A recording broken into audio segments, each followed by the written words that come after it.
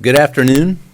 Thank you all for being here today. I'm Gregory Bovino, and I have the privilege and honor of leading United States Border Patrol and Customs and Border Protection here in Minneapolis. Some of those brave men and women of Border Patrol and Department of Homeland Security law enforcement join me here today to show support for all federal law enforcement who have been under constant attack in Minneapolis for weeks now. This morning was no different.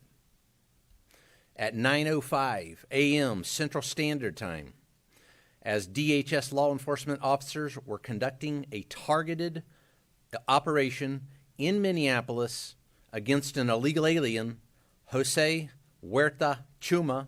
You can see this illegal alien on the screen to my left and right.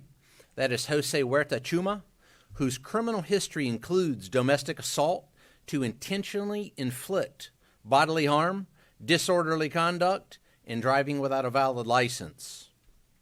During this operation, an individual approached U.S. Border Patrol agents with a 9mm semi-automatic handgun. The agents attempted to disarm the individual, but he violently resisted. Fearing for his life and the lives and safety of fellow officers, a Border Patrol agent fired defensive shots. Medics on the scene immediately delivered medical aid to the subject, but the subject was pronounced dead at the scene. The suspect also had 2 loaded magazines and no accessible ID. This looks like a situation where an individual wanted to do maximum damage and massacre law enforcement.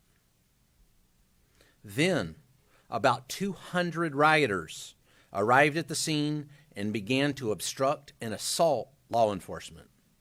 Crowd control measures have been deployed for the safety of the public and law enforcement. This situation is evolving, and more information is forthcoming.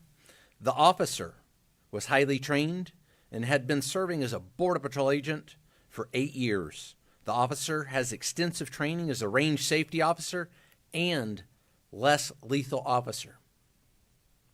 As mentioned, this is only the latest attack on law enforcement. Across the country, the men and women of DHS have been attacked, shot at, doxxed, had their family members threatened, and, as we have seen, more than 100 vehicle rammings over the past year against federal law enforcement. We will not allow violence against our law enforcement officers, and we need state and local help, state and local law enforcement, to help us coordinate to get violent criminals off the street.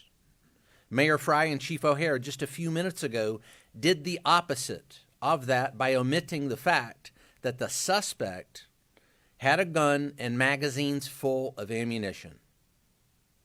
In what looks like a situation, again, where an individual wanted to do maximum damage and massacre law enforcement. I want to reiterate what President Donald Trump, Secretary Kristi Noem, myself, Director Marcos Charles, and so many others have said time and again. If you obstruct a law enforcement officer or assault a law enforcement officer, you are in violation of the law and will be arrested. Our law enforcement officers take an oath to protect the public. We go to work every day to protect our friends, our neighbors, and our fellow citizens. The fact of the matter is that the law does not enforce itself. It takes men and women who are willing to risk their lives to enforce it. The men and women of CBP and ICE, law enforcement, are highly trained professionals who love this country and do this work because they want to leave their kids and their grandkids a country that's safe and secure.